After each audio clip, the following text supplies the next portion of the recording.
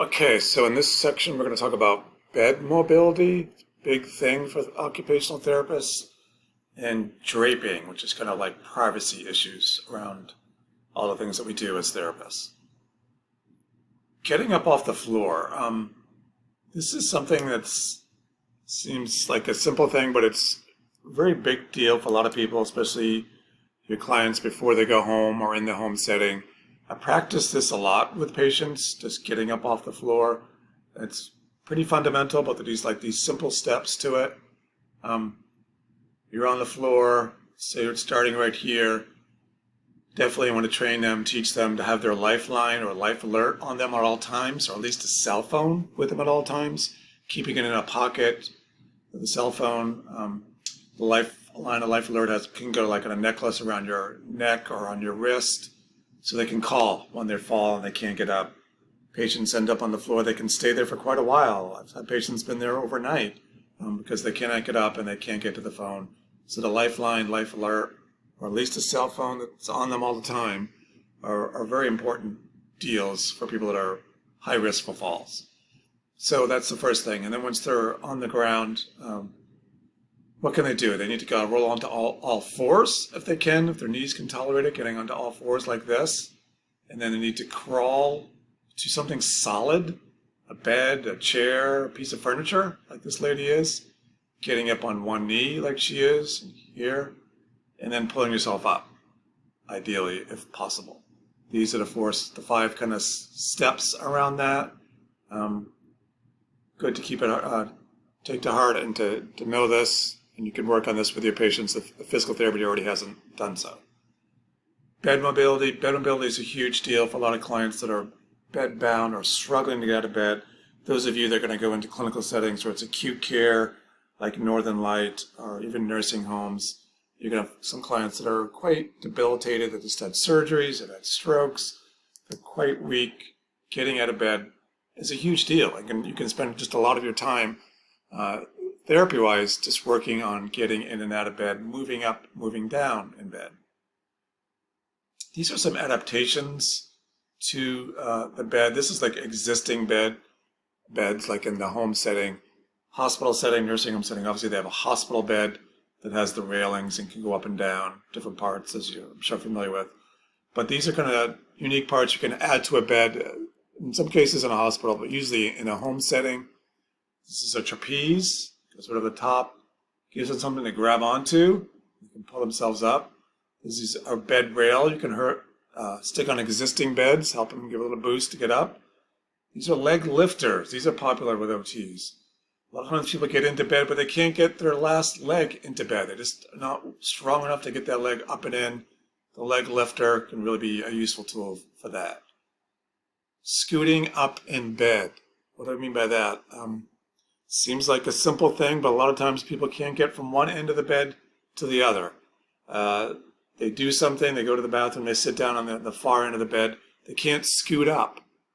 Sometimes you'll be working with them, you'll transfer onto the bed, and you realize, we got you too down low, we got to get you up to the head of the bed so you're more comfortable with the pillows and all that. So going from one end of the bed to the other can be a challenge. This is a technique for the person. They can do this on their own. She's pushing with her heels and her elbows here. Kind of a technique for that, scooting up in bed. Very commonly, you'll have to do it to help the person get up in bed. This is a technique for doing it. We'll do this, practice this in the lab. Get some kind of bed sheet or a sliding sheet. We're going to use sliding sheets.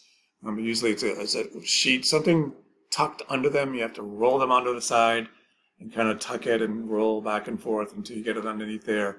When you're doing mechanical lifts, Hoyer lifts, you also have to get this something underneath them like this using a similar technique.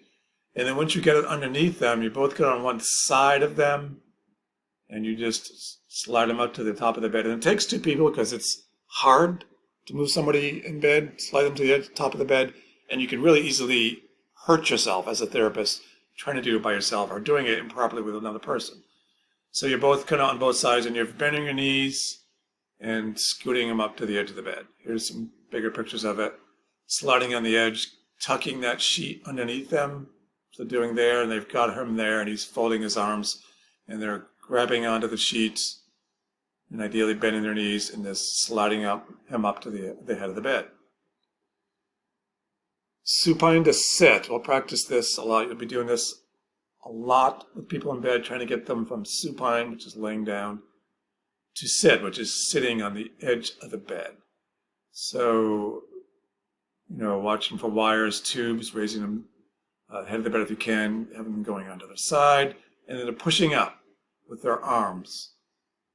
She's pushing up with this arm. See how she's on her side, pushing up with her arm and her elbow potentially, and then she gets up to the edge of the bed. She's sitting on the edge of the bed. Something to remember when you're out doing this for real with clients is once they're on the edge of the bed like this, they can be very, very tipsy. They can topple over forward, backwards, side to side. You always want to stay within arm reach. She's got that gabled on her quick.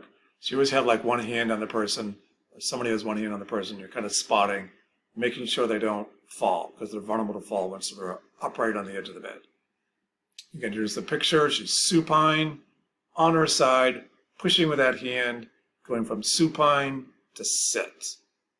Side lying to sit, and here she is on the edge of the bed, ready to transfer with the gait belt. Mechanical lifts, we'll use these in class. These are for clients that are very, very dependent. In a lot of cases, they're paralyzed or very little use of the lower body. See these a lot in the home, as you're educating people how to use these. We'll go over that. Draping. What is draping? It's keeping somebody covered up, basically protecting their privacy as much as you can. Covering a patient appropriately during therapy provides protection of modesty and dignity. As therapists, we have to do stuff to help the person, recover and heal. It can be embarrassing in situations. You may, if you're doing like an outpatient clinic, you may have to do massaging on certain body parts. Like they're working on this person's low back. Be as discreet as possible. It's just kind of common sense stuff. Covering up as much as you can, except for the part that you have to work on, that sort of stuff.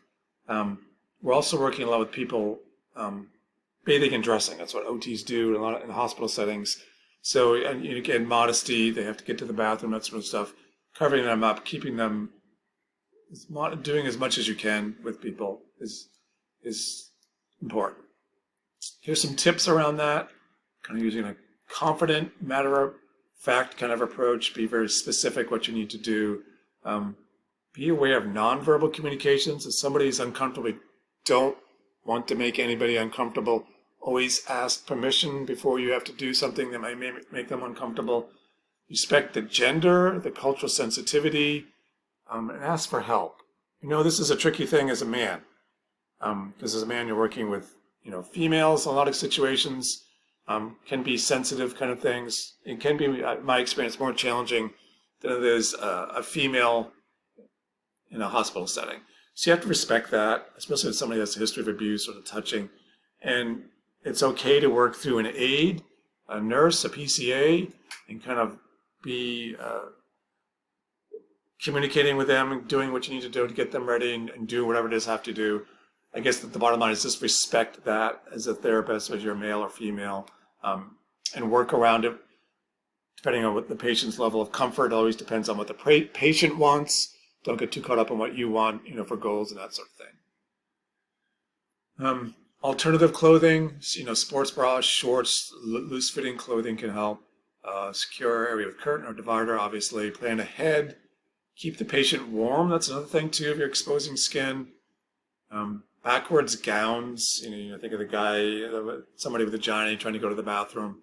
So you have two gowns. The front one and the back ones can be helpful.